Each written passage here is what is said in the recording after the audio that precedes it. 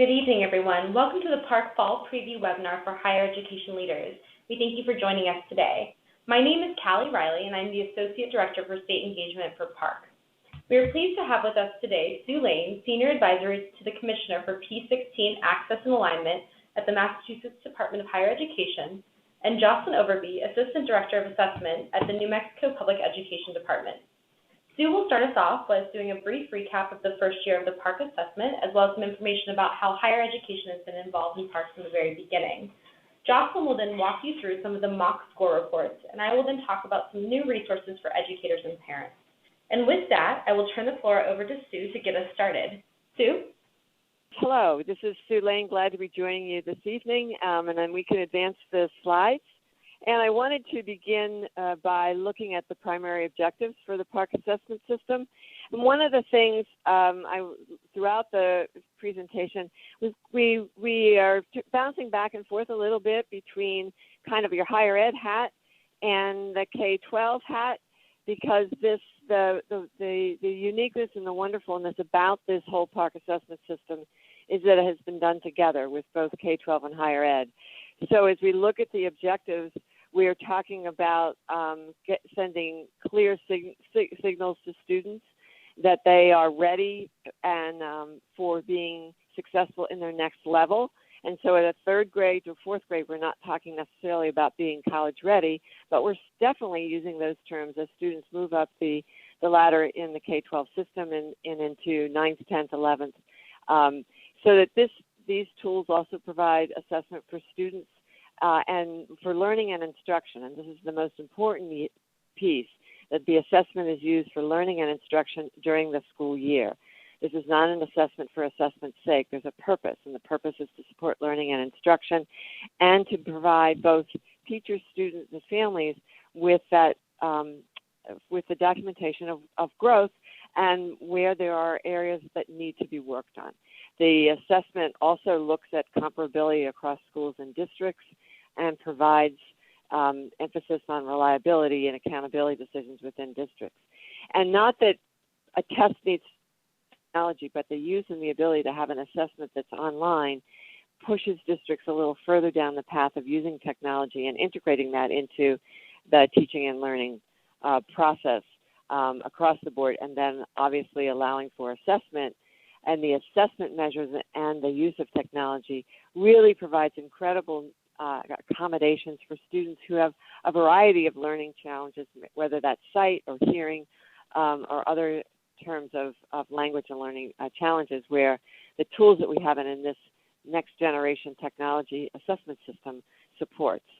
So again, as we think about higher ed's role in this, more than the one assessment, we're also talking about the other things that higher ed have been doing as part of the assessment. So we can forward that slide again, and that would look at higher ed's role in first supporting the standards, which the Parcc used as its grounding, and that's the Common Core state standards.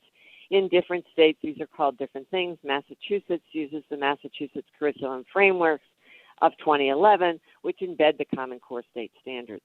But higher ed supported these standards. These are talking about being ready and being ready for college. We also are very involved in teacher preparation and professional development for teachers, because if we don't train teachers in terms of supporting the standards and the curriculums that grow out and the pedagogy and buried in these standards, we're not moving the needle. We've worked with course alignment between higher ed and K-12 for that smooth continuum that we all struggle with, and we've been doing this for a long time. So the issue around readiness is really looking at the success in those entry-level courses without remediation. And the more that we can do early on, the better for our students in that smooth transition, and clearly defining what we're talking about when we mean college and career readiness. This should not be a secret. And for too long, we haven't communicated this back and forth, and students are the last ones to learn, and we usually do that when they arrive on our campuses, and we put them in for a variety of placement measures. And we're really trying to move that to a place in the K-12 world where we're really looking at doing this work much earlier, so students know what's expected, can plan on that, and we can intervene and also support in a much more productive way in high school. So as we look through, we talked about the standards. So if we move to the next slide, really looking at what these standards are. And this is just a snapshot of the shifts in the Common Core standards that really talk about readiness and so much about what higher ed's been talking about in mathematics. We're really talking, it's not about a memorization, it's about use. So how do we apply what we're learning? How can students apply the problems and mathematical reasoning? And in terms of the English language, arts, and literacy, how are students incorporating the informational text as well as literary text, and how are students able to do critiques and critical writing and critical analysis from looking at multiple sources? Parcc is also moving forward with speaking and listening skills, which will be huge for students and this next generation assessment system. So why is this important for higher ed? We've talked, we can move to the next slide. We've talked before about readiness and communicating readiness. And what we found, there's several things. One is that we know that the jobs nationally across the country really require additional work beyond high school. And so we're talking about students being ready. It's about ready to learn beyond high school, whether that's in a certificate program, degree program, and on-the-job training, mentoring program. All of these require more ability to learn and how to learn. And so that's what we're talking about preparing students to do. We have a terrible situation across the country in terms of so many students ending up in remedial courses. We have the data showing here from Complete College America, we're over 50% of students. And that's much higher in populations such as low income or African American. We like to say that in Massachusetts, our commissioner is fond of saying it's like the Bermuda Triangle. So many students enrolled end up in remedial and they never get out. The last point proves that with only a 9% graduation rate within 3 years at a 2-year institution if students enroll in just one remedial course. This is not what we want our students to be doing, and it's not the measure of a smooth transition into higher ed, and we can do much better for all students. This assessment also shows students, not only those who may be struggling, but also those students who are achieving well beyond where they are in high school. So we also can work in areas of dual enrollment and all kinds of other advancements in high school. But all this communication has to happen, and we need a common tool to be able to communicate and share with students, teachers, and their parents. So as we look forward and over to the next slide, we don't anticipate in any way that we will solve a remediation and problem with one assessment. But the ability to send that clear message and to really talk about what the expectations are and enable us to focus on those needs and readiness gaps in high school, not wait until they start in college, and provide that clear pathway to entry-level credit-bearing courses. These tools are really needed both on the K-12 side and the higher ed side, and this collaboration, which has resulted in a Parcc assessment, is one of the ways in which we can provide ourselves with better tools that we all need. So let's move a little bit and take a look at this first test administration in 2015, and huge accomplishments in terms of 5 million students testing, 1.2 million students in one day, 204,000 students in an hour. I mean, this is enormous ability to enable that many students to participate in an assessment at the same time across the country. Again, if you put a higher ed hat on this, the ability to have data on 5 million students on the same assessment and to be able to learn from that data is huge. And as we try to, each of us do a better job in trying to meet students' needs and learning that, this kind of volume of information and data from students that can be shared in a research way, not in an individual student way, but in a broad research way, really informs some of our kind of the practices we're doing in the higher ed side about need and early intervention, and certainly on the K-12 side, again, in that teaching and learning tool that is available for the classroom teacher and the parents. One of the pieces about the Parcc assessment, if we move to the next slide, is that we are learning as we're doing. and that's one of the critical designs about Parcc. So as we did the field test in the fall, we really heard lots of questions regarding testing time and how much testing time. If I put my higher ed hat on again, we have lots of faculty who are opposed to testing of any kind. And so we have lots of people coming at not only no testing, but too much time on testing, and why are we testing students?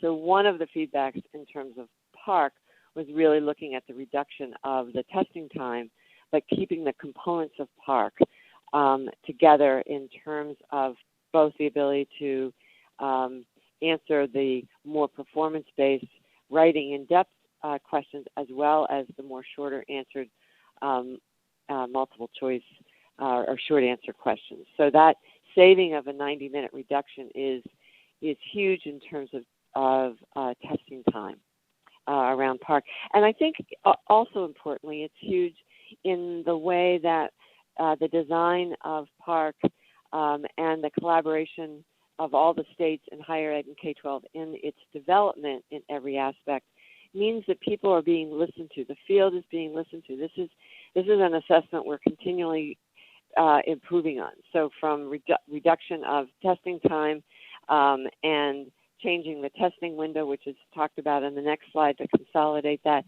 these are all examples of really being responsive to the development of this assessment model and the application and use of it, and that continuous improvement cycle, which I think is huge. The resulting is a lot, addresses some of the complications around the administration with two separate testing times and what that does to a school system. If we look over to the next slide, we can see some of the changes, specifically in the design changes, so that there are fewer units, but you can also see from the field test to the actual operational test, but they're not widely diverse. You can see the progression of how we were able to redesign and accomplish in fewer units, but still in maintaining the integrity of the assessment. So I think these, again, I go back to the key is responsiveness and changing the assessment based on what we're hearing from teachers and students as we were getting evaluations of people that participated in the assessment at the time. Another advantage, of course, of an online assessment is that as you're completing it, students can give and teachers can give and administrators can give that immediate feedback, which is great in terms of using that feedback to improve and enhance the assessment as we're going. So we're now into we've administered an assessment to the 5 million students. When are we getting results? And so those results are coming forward.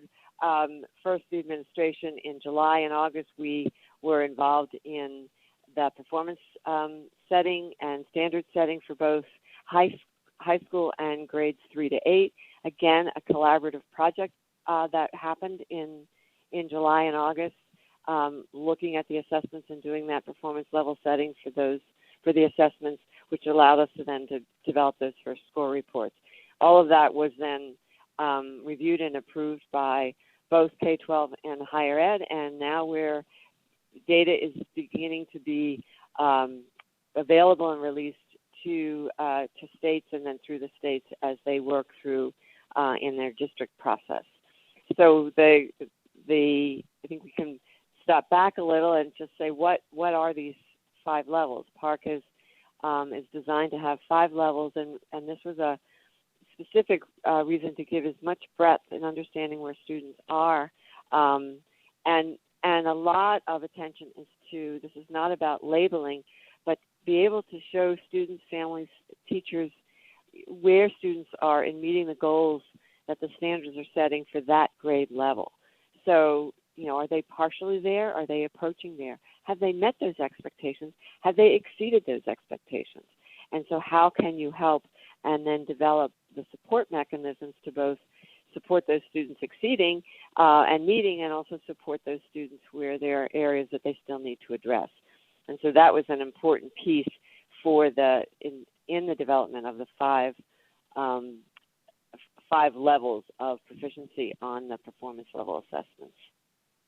What we have looked at in terms of higher ed is looking at those levels of 4 and 5 as being that college ready level when you're in the 11th grade, that you've met expectations and standards that we've agreed are the standards that are college ready, or you've exceeded those. Obviously, that doesn't mean that students approaching expectations or partially meeting aren't actually very much ready to be and applying to college. It just sends some signals that they may need to do additional work when they're there, and we need to do some more intervention in high school to strengthen those areas in which the students haven't yet met the expectations that we're setting in terms of the standards. So I think, as again, we've talked about the performance level setting. A wonderful opportunity for K-12 and higher ed people to do this together. Not maybe the greatest environment where you're in a room and you never leave, but you have a great engagement with the people in the room. But in all seriousness, the feedback that we've had from the faculty, and I've talked with faculty who've been involved in all of the standard setting and faculty in K-12 work, one of, again, the unique pieces is the conversation across what used to be areas where there wasn't a lot of conversation about performance levels, readiness, and expectations. And to be able to share that and have both higher ed and K-12 agree means that we have something that both higher ed and K-12 can rely on in all grade levels. And so in the high school, we're talking about being college and career ready. In other years, we're ready for the next grade level. Higher ed faculty in earlier grades, that's important for some of our work we're doing in our K-12 schools. Again, it also is important for the role we play in educator preparation. And then clearly, as we talk about alignment of curriculum in K-12 and syllabus in higher ed, it's really important that we know and understand the standards and the expectations, so that can be a much smoother pathway. So I think we're moving forward into our score release timeline, and anxious that we are in our November slot where districts are receiving high school data later in November. States are beginning to get the data that we're all interested in. And again, the parent reports will be coming out as they're developed in December. One of the challenges in the first time you offer an assessment is this delay in getting the results out because you needed to wait for the assessment to do the standard setting. So following this 1 year of a timeline, the timeline and the goal that we set for Parcc of much more early communication during the year will be able to happen. It's always that first year of a new assessment where you have a delay until the standards are actually set. So I think that concludes my section, and turn it over to the school report. Hi, this is Joslyn Overby, Assistant Director of Assessment from New Mexico. I wanted to give us some information about the score report. As Sue just mentioned, there are actually 3 score reports that schools and districts will receive. One is the individual student score report. The second is a roster report, and the third is a district summary report. The one we'll go through today is the individual student score reports. The roster reports and district summary reports are really useful at the school and teacher levels, but the ISR, the individual student score report, will also go home in paper form to parents. All of the sample score reports, both the ISR that we'll go through today, as well as the roster and district summary reports, are available on the parcconline.org website. This is an overview of the individual student score report for language arts.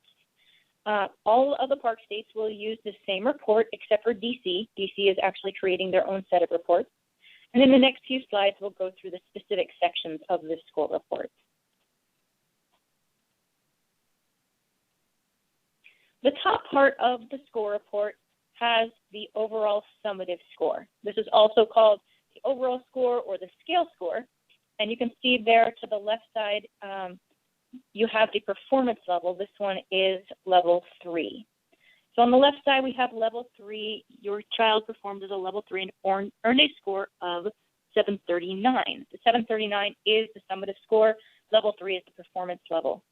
To the right of that, we see a graphical representation of the overall performance, the black dot being the student's particular performance, and of course those colors being the different performance levels. In this particular case, again, the student scored in performance level 3. Next slide. Oh, sorry, I didn't see at the bottom there. Beneath the overall score, summative score, we have the sub-scores, and this is for language arts only. We have sub-scores in both reading and writing.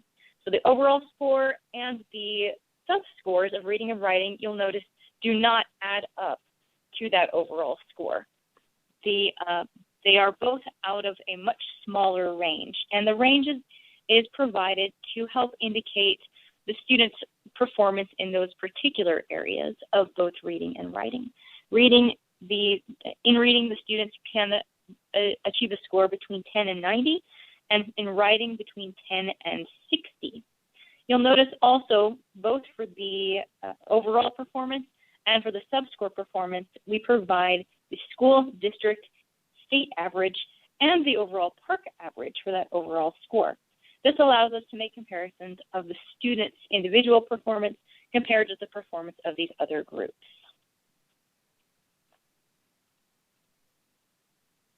Beneath that, we have what we call sub-claim performance. So just to repeat, we have overall or summative performance. Beneath that, we have sub-scores, and on the bottom, we have sub-claims. The sub-claim identifies how a student performed in specific skills related to the Common Core state standard. These sub-claims are used in a comparison fashion. The up arrow indicates that a student performed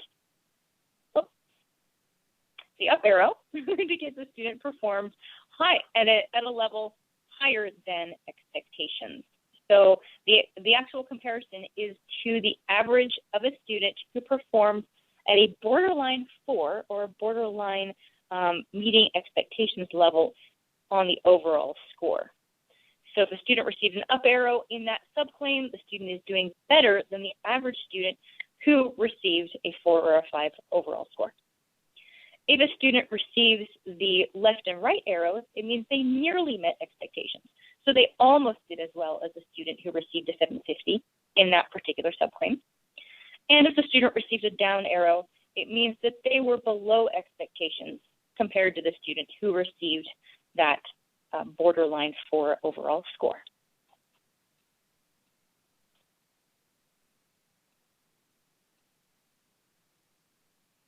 The math reports look very similar to the language arts reports with one main difference. That difference is that math does not include sub-scores. So at the top we have overall performance. You can see in this one we've labeled 4 and 5 as college and career ready. If a student receives a 4 and 5, we believe that they are truly ready for whatever is next, college or career, based on their performance on this particular test at this particular subject area. The example here puts the student's score at a 5, which is an exceptional score.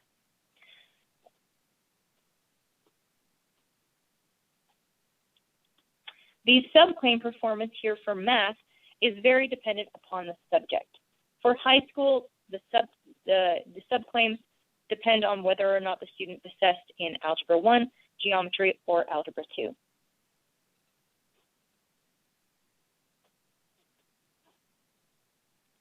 On the back of the score report is a lot of information to help parents understand the score report. The most important is probably right there in the middle, where we have the performance levels. Level 1 through level 5 did not meet expectations through exceeded expectations. And Sue already spoke a little bit about this. What is important about these performance level descriptors is that educators who were involved in the performance level setting groups this summer are currently in a process of refining the performance level descriptors. The PLDs will provide very specific information about what students know and can do with respect to each performance level, 1 through 5, in each particular course or subject area.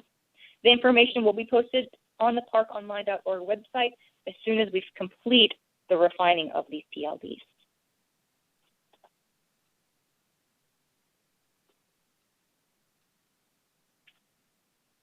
A couple of things we'd like to point out when we introduce these score reports, especially to parents, are some general concepts.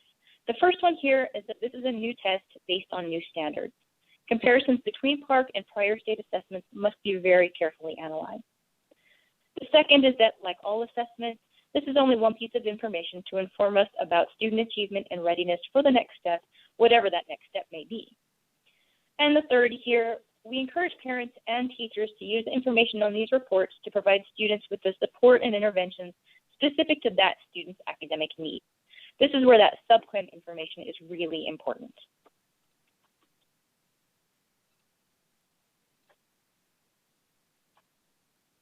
Parcc includes constructed response items that require students to truly show what they know and can do.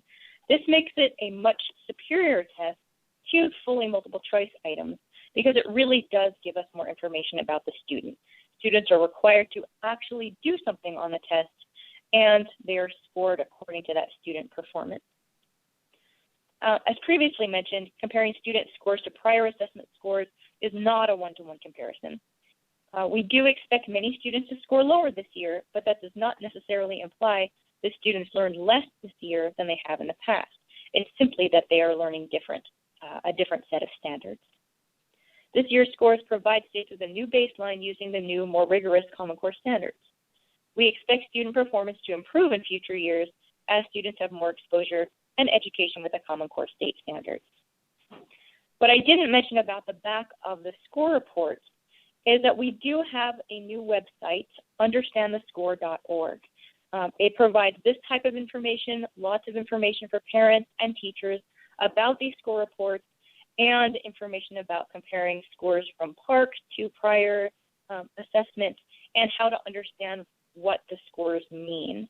Most importantly, it gives information about what we can do as parents and educators to help use these scores to support our students with interventions and truly to help improve our education in the classroom.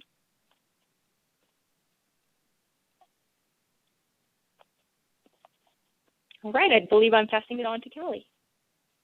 Thanks so much, Joslyn, and thank you very much, Sue. It's always so wonderful to have our state leaders on the line to really talk through the process and the products and really all of the incredible work that's gone into developing the Parcc assessment system over the past several years, because it has in fact been many years now that this work has been underway, and this first year was just an amazing administration. So now that we've talked a little bit about the summative assessments, I wanted to go over a few of the available instructional tools from Parcc. So both from a K-12 and higher education perspective, I think these are incredibly valuable, because even if you're looking at it, especially from maybe a teacher preparation perspective, some of the tools that we'll go over here might be really helpful for you as you're thinking about the curricula, the syllabi that you're building for your students. So over the course of the next couple of months, Parcc will continue to release a number of instructional tools to help educators support students in their learning process. Already available are the practice tests for grades 3 through 8, and those are found on the Parcc website. These are grades 3 through 11 tests, include Braille, large print, and other versions that include the accessibility features. All tests also include answer keys as well as a quick tutorial to get you started. So if you're thinking about using these with your students, using these with your colleagues, it's a really good way to get familiar with how the test is constructed, the different kinds of item types as well, since it does look very different, especially in the computer-based versions. Next, you'll see in that bubble the K2 formative tasks. These are now available to educators in Parcc States for use in early childhood classrooms. These tools provide educators with instructionally useful information related to how students demonstrate knowledge and how they provide they also provide the appropriate level of information to teachers about how to help students. So these tasks gather information in a way that is invisible to students and is part of their daily learning. Really great, built again in tandem with early childhood educators. Again, very, very useful for those of us that are just building our practice, especially as early childhood educators. Next, you'll see the speaking and listening formative tools. These are incredibly exciting and can really be used across the content areas, and were built to be used across the content areas. So when we talk about the summative assessments, we're generally talking about English language arts literacy and mathematics. But the speaking and listening Common Core state standards really reach across all of those content areas. So these videos and rubrics and activities can be used in a science classroom, in a mathematics classroom, can be used within a PLC for planning, can be really helpful for student teachers, also can be helpful when anyone is just thinking through kind of how at those speaking and listening standards, which are so exciting, and I think incredibly exciting for our higher education leaders in the field. And these are also available for grades K through 12. Next, you'll see the release items. Another thing that is incredibly exciting, I think, no matter if you're a K-12 educator or a higher education expert. This year, Parcc will release one form's worth of items in both ELA and math for each grade, 3 through high school.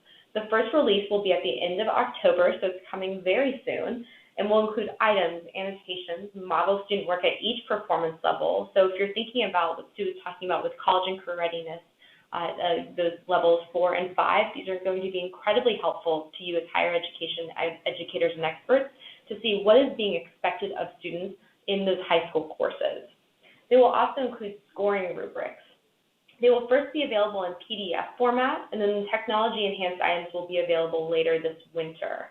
It's a great resource to help teachers develop formative assessments in their classrooms, learn more about the types of items on the test, and just get a better sense of what each performance level looks like. This outside band you'll see is the Partnership Resource Center, and that's intended to be a trusted online location for educators and administrators, for higher education experts, for really anyone that's interested in high-quality assessments, to find critical information about the Parcc assessment design and implementation. Here, educators can get useful professional resources built by Parcc, state experts, and other partners. The PRC includes the K2 formative tasks I mentioned, speaking and listening tools, technology readiness tools, release items and associated materials, professional development modules, of which there are 5 now, on the diagnostic, speaking and listening, K2, Parcc 101, and the accessibility features, and both user-developed and Parcc-developed content. Any educator can log in and create an account to look around, and it will ask you, actually, if you are a higher education leader. In some cases, it will ask you to identify what institution you're at. Really, really helpful information located online, and that's located at prc.parconline.org. It's also located at parcresources.org. So very exciting. Actually just launched a couple of weeks ago, and hope that you find those tools to be incredibly useful. And we're looking for a lot of feedback on how you're able to use them in the field, maybe with your student teachers, with your fellow colleagues. Next, you'll see the diagnostic tools.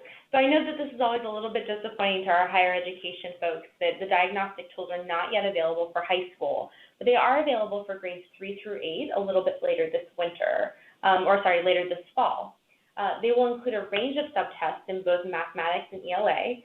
Reading includes decoding, fluency, vocabulary, comprehension, and as a former reading teacher, reader motivation survey, which is really exciting. And the mathematics subtests include comprehension and fluency for grades 2 through 6.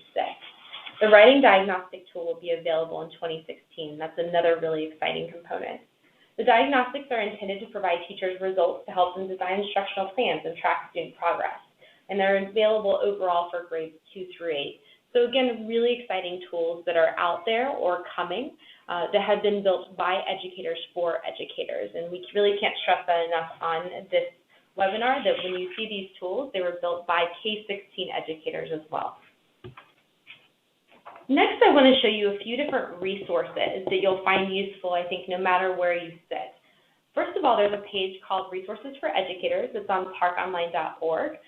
Very easy to find. If you just go to that tab up at the top, it says Resources, and go down to Educators. Everything that we've talked about will be located here, lots of really great hyperlinks, other different really exciting tools that have been developed in concert with our partners at other organizations. So encourage you to go there, take a look around, take a look at the PLDs, the blueprints, the different videos, really great things. And next, you'll see that website that Joslyn was talking about a little bit earlier. And to understand the score.org is really just meant to be an extension of that score report. There's only so much real estate that you have in one printed score report that can go down to the parents. So the value of the score reports is that they're actionable, and you can do something with that data. They give parents and teachers specific information they need to support their child. So on understandthescore.org, it's really intended to be an online resource to help parents take action to support their child's success. This site helps parents answer specific questions about the score report. So you'll see up there, there's a score report guide. There's how you help your child, about the test, your state. So if you are from New Mexico, like, or from Massachusetts, like Sue, you can actually go there, toggle down, find your state, and they'll directly link you to all of those state resources. So think of this as your one-stop shop to get everything you really need to know about that score report, how to interpret it, to have conversations. It also has links to interactive partner resources for parents, like Great Kids from Great Schools and Be a Learning Hero Skill Builder, which I'm going to preview here too. First, you'll see the Great Kids by Great Schools. Great Schools, I'm sure, is probably pretty familiar to most folks, but they've created these really great test guides for parents, but really they can be used by educators. It's not just for parents. They're really wonderful videos. I always say that some of the videos are actually quite cute, especially for the younger grades, showing how to model problems with kids, how to help them through, work through answers. It's very exciting to see when we talk about those performance-based tasks in action and how to help students on their path to success. Next, you'll also see Skill Builder by Be a Learning Hero, another great resource. You can select your state, your grade, your subject, your test area, and it'll give you a lot of different results. The other great thing about this is that the resources that are on Skill Builder are actually designated to show whether or not it's for students that are maybe not quite meeting expectations, or exceeding expectations. So really better differentiating between resources that are meant for kids that maybe need to speed up or need to catch up. So encourage you, once again, not just for parents, it's also for anyone that's really interested in how we want to see the Common Core state standards in action. So with that, I'm going to go ahead and open it up to questions. So first of all, I have a couple of questions here for both you, Sue, and Joslyn. So Joslyn, I'm first going to ask you the question. Sue previewed a little bit about the score report the score timeline. But when is it that parents will actually be able to see those score reports? And then, Sue, I think the second question is, when is it that higher education is going to start using those score reports for those high school assessments? This is Joslyn. The individual score reports will actually be available online starting November 2nd for high school students. It's coming a little bit later for grades 3 through 8. When they come home, it depends a little bit on the district and school. They will be sent from Pearson later in November and early December to those schools and districts, and then dissemination really depends on the particular state and local education agency. So we can't anticipate when they get to parents, but we know that they are available for the schools online on November 2nd. And then following up in terms of the higher ed, this is Sue Lane. The higher ed and the development looked at the parent/school student report as also the higher ed report. And because it's really what's important to remember about Parcc is it's about placement. It has nothing to do with admissions in most states, unless the state decides that. It's really about placement, and it's up to the student to be able to release the information to a higher ed institution. So one of the ways we're working on, and each state is working on, is how will a student's report actually get to a campus. Hopefully not the old-fashioned way where the student walks the paper copy over, but from electronic data transmission from the K-12 entity to the higher ed.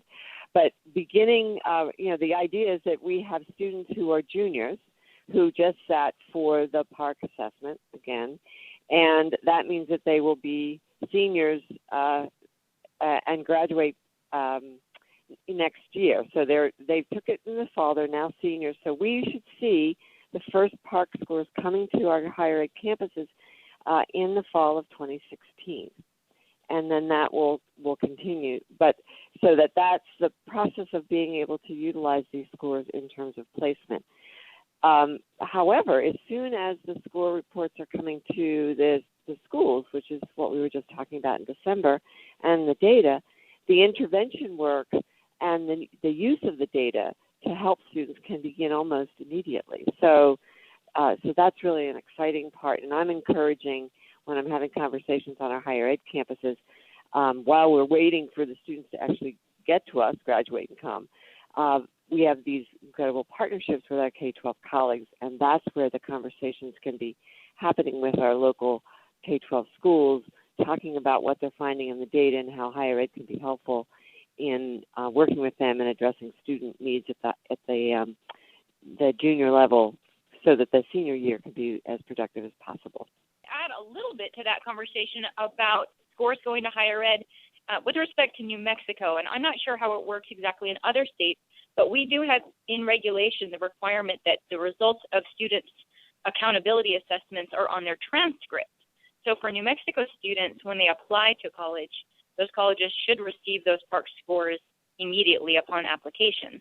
I know there has been additional discussion about how those scores can get released to a higher institution like they are for other college and career readiness assessments like ACT and SAT. And I know that conversation is ongoing.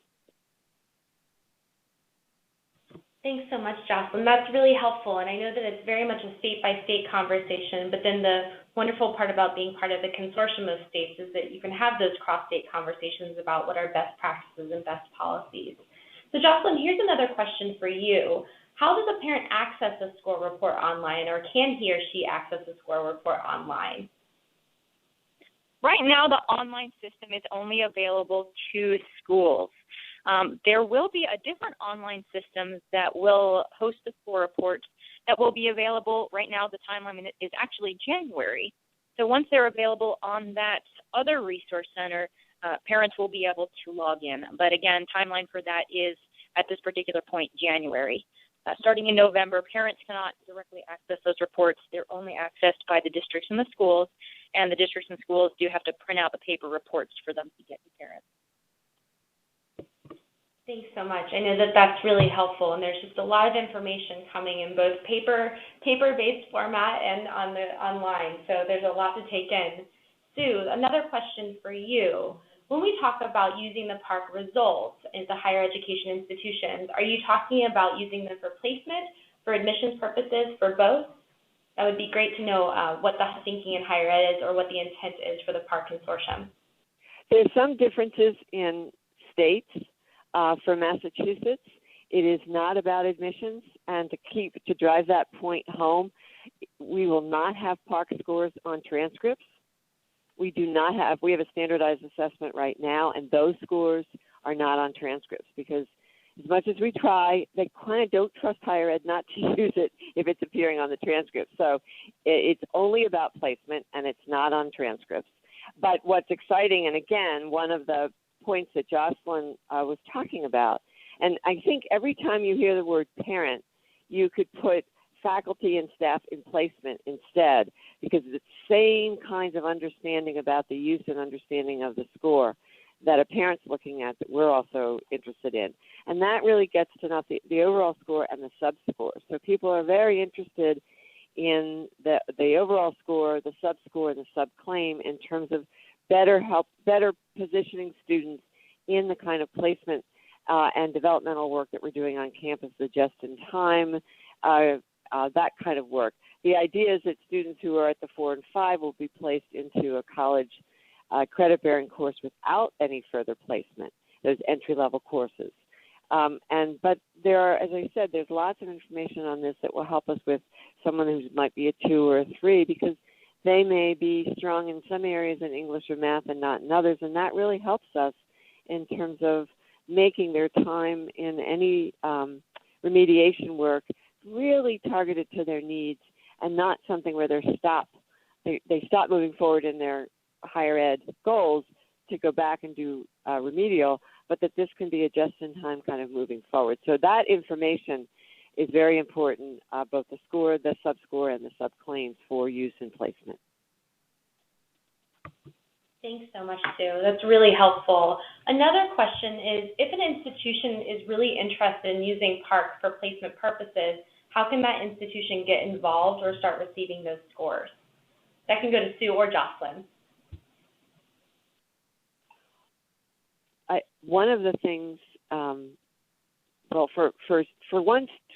states to use them in their own state, But we also have students moving back and forth across states. So what I'm saying to people in our state is, we may be starting to see Parcc scores from students coming from other states. And again, the access through in a large sense, our institutions would like to know if we've got students who are interested in a particular institution, we would like that student to be able to say, yes, I'd like to release my Parcc score to you, and the database system from Massachusetts will be able to do that electronically. We have that system set up for other things, and we need to then modify it for Parcc. So that's how we would begin getting the scores to use in placement. And then, of course, what we're really interested in is beginning to use the score because we're all interested in seeing that the scores are the predictors that we say about being successful in an entry-level credit-bearing course. So we can't get to that part until we start the use part. So we're at that place in the development and use of Parcc where we are going to begin using so we can begin to move through the reliability and validity of this assessment and what we're trying to do in those entry-level courses. Thanks. That's incredibly helpful. Joslyn, is there anything that you want? I know you gave the example of New Mexico, but if other states are interested or institutions in other states, should they contact their state education agency? How should they go about that? I know as a consortium, we've been talking about different ways of getting these scores out. If we want to draw a comparison, again, between the SAT, ACT method for disseminating those scores, it requires the student to release the scores or the family to release the scores. So it has been a discussion consortium-wide. Right now, we don't have a method.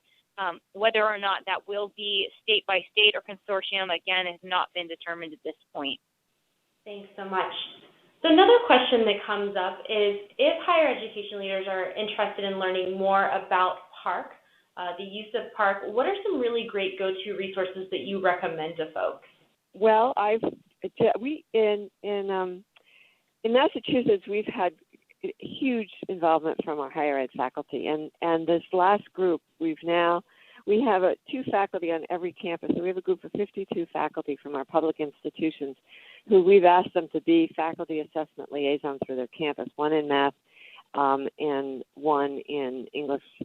And they are making those connections with their faculty. And the resources that I'm directing them to, one of the great strengths about the consortium is the amount of resources that are available. It's also one of the challenges because there's so many if you don't really know where to begin. And so what you've identified in terms of the resources for educators and the new instructional tool, the PRC, the Parcc Resource Center, that's really what I'm directing our faculty to in general, but they are also very interested in looking at the practice test and doing that, and are waiting to actually see the assessments that will be the items that will be released at the end of the month. So the resources that you've identified through this webinar are exactly what I've been encouraging our faculty to use and been using those in my conversations with them so that they can really understand and that this assessment is becoming real because in the K-12 side, they've been knee-deep in the administration and all the preparation. Higher ed, not so much. And so this is our chance to sort of get in the weeds there and see what do these performance levels mean and looking at the PLDs and looking at the practice tests and looking at the questions. And I think that's really important as we are anxious for this to actually, it comes to life.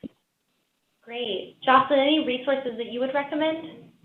No, I think I agree with Sue on all those different components. I don't really have anything else to add. Great. Well, I think that we're nearing a little bit of the end of our time, and I know that you all have been really presenting straight for almost about 55 minutes or so. So, Sue, I know that you have a couple of closing comments, and then we can go ahead and wrap up the webinar for today. One of the things that we were just talking about, I think a good way to end, is you have at the webinar under the handouts, there's a Parcc guide for teacher conversations. And again, I think that teacher-faculty conversations, because that guide really helps understand what these score reports are and the use, and this is really beneficial for higher ed folks, those who are in working those entry-level classes and talking to fellow faculty, those who are working in the placement world, those who are working in the educator preparation space. I think that resource is incredibly helpful, and I think one of the things that we're trying to do, and is important for everyone in higher ed, is really to learn as much as we can from the resources that are available. This is a place that we've been trying to get to for a long time in terms of the collaboration across K-12 and higher ed. And so the design of Parcc to do that and the collaboration that's happened and the resources that are available to actually see that. We say it, and fellow faculty who've been involved say it. It's really helpful for faculty that like to go in and see and look at the resources. And I think I would urge people to do that, and the resources that we've talked about are very good introductions, looking at the educator resources so that you can look at something that you're very interested in, or looking at a practice test and looking at a particular grade level that you might be interested in. And I always joke when I have conversations with faculty, because in the room, faculty are also parents. So you probably have some faculty who are also parents who will be on the receiving end for these, and they also become a great resource for a campus as well. So thank you very much. I enjoyed participating. Yeah, thank you so much, Sue, and thank you so much to Joslyn. It was wonderful having you on this webinar to present all this valuable information, to give up your time today. Thank you to those of you that joined after probably a very long day at school, at work, and we will have this webinar up on the website and recorded. As always, we hope you have a wonderful evening and have a great weekend.